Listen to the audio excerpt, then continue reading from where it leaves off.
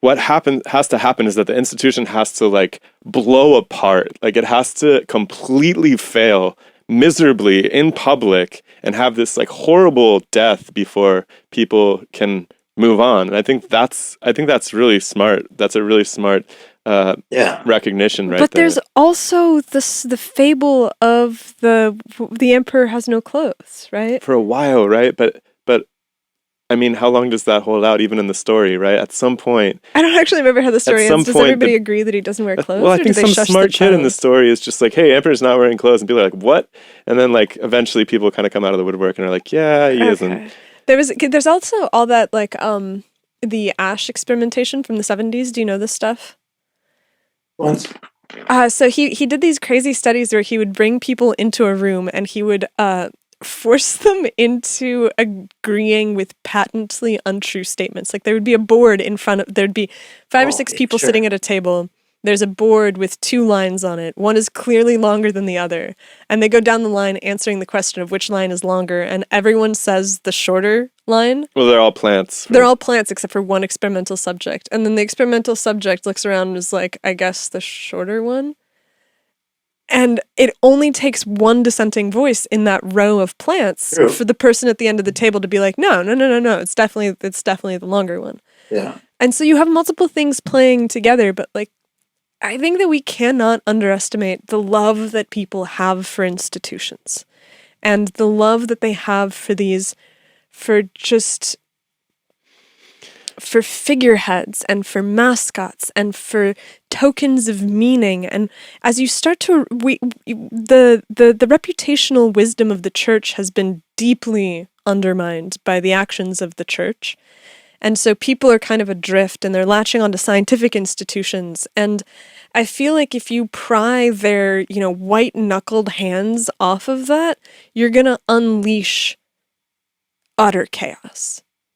And so like you have to peel their fingers back from that really, really slowly because there's like a yawning pit of eels that they're about to fall into. Well, they need another rope to cling to. They do. And it has to be something that is we all do. reputable and upstanding and cool, right? Like that has a huge part of it. That's what science does for us, and theoretical physics is supposed to do, but that's failed us too. So that's for look at I hate any kind of lies, any kind of falsity. My whole life has been spent trying to discover the truth, and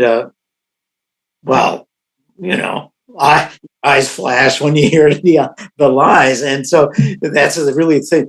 What you were pointing out was essentially a paradigm shift in how that can be quite calamitous and so on. And I remember plate tectonics.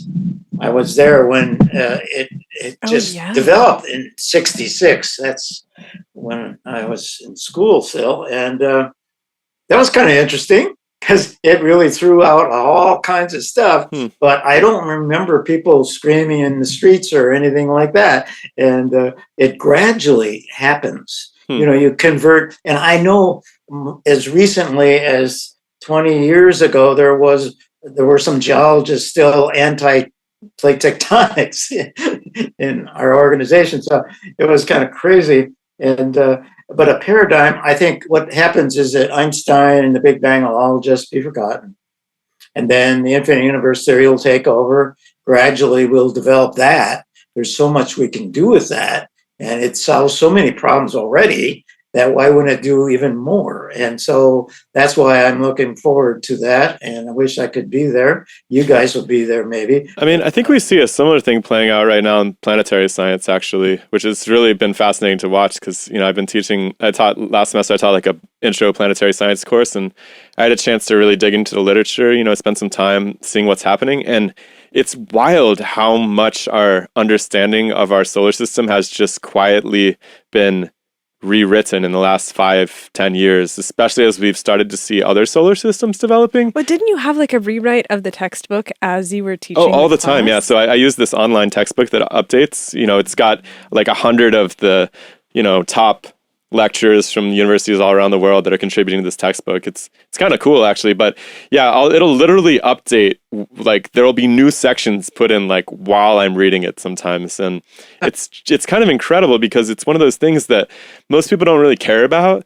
Like they don't really care about the formation of the solar system or something. I think very few people care about that for some reason. I love it. They must care somewhat. Look at the billions that are being spent in studying it. But it's changed so much in the last, like the fundamental premise is maybe the big paradigm, the big picture hasn't really shifted, but we're seeing planets evolve, right? That's something that was never really considered, is like, we're seeing these big gassy planets getting their atmospheres blown away.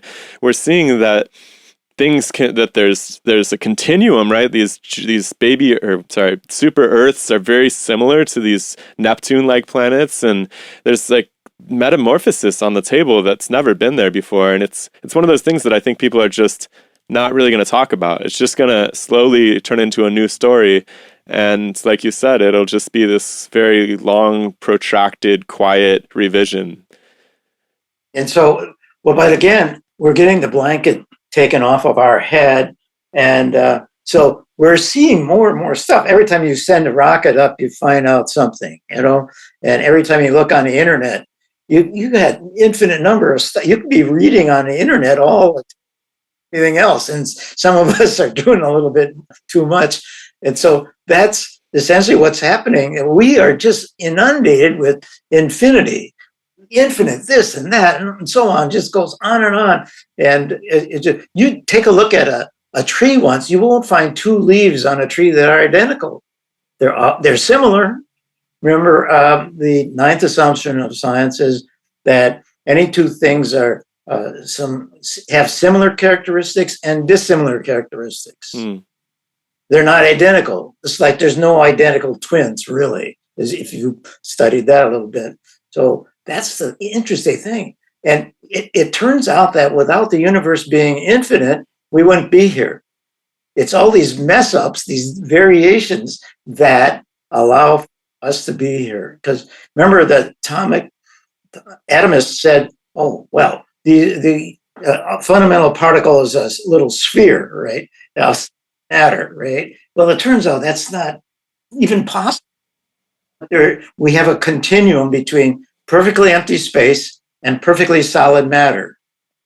Now, there are people hypothesizing that perfectly empty space, which is imaginary, that it actually exists, and that perfectly solid matter maybe exists.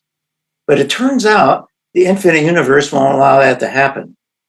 And everything consists of a little what we call empty space and a little bit of solid matter. And that's just how it is. And so everything is in the region. So this is a religious assumption. So the opposite is called absolutism. So yes, somebody would say you couldn't have solid matter, and that's a finite particle theorist, by the way. And then you can have perfectly empty space. That's Einstein, by the way.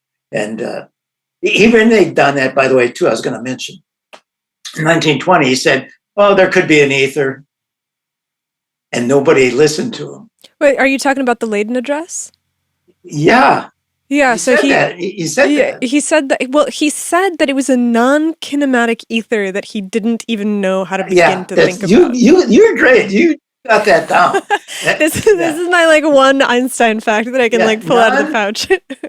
But to be non-kinematic, see, that's the stationary ether idea. And it's, of course, if he'd listened to his own assumption that everything in the universe is moving with respect to everything else, then he would. But he was really into affinity, and so affinity would be you have perfectly empty space and solid matter. That's the kind of the connection that you have, and it's very common that you use that. And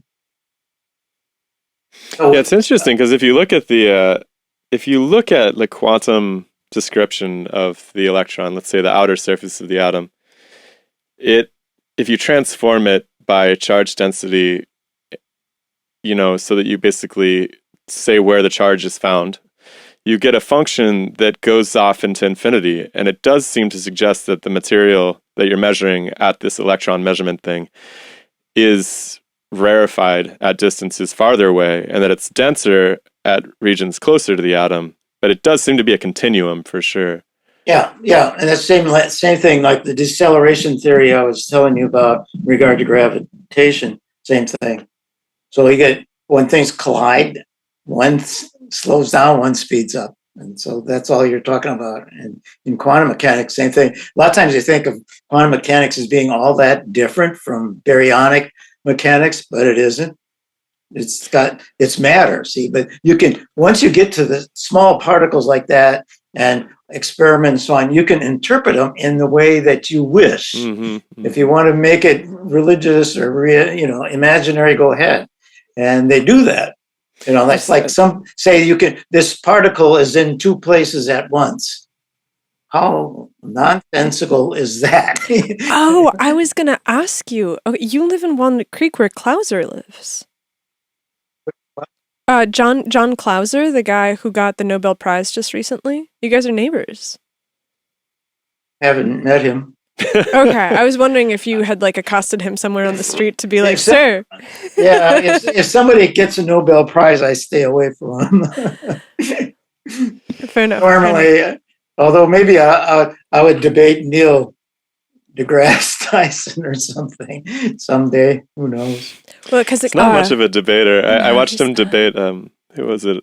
Somebody posted him debating a little kid, like some. Yeah, what was he? 8-year-old kid. Yeah. It was. I put him out in my blog. I don't know. Okay, maybe that's where I saw it. Yeah. Yeah. It was so cool. Where he says, "I believe in conservation of energy, which is really the conservation of matter and motion." Yeah. Right? So but that's my number one. I've got 20 falsifications of the Big Bang, and number one is that. And he hit it right on the head. I don't know if he read my stuff or what.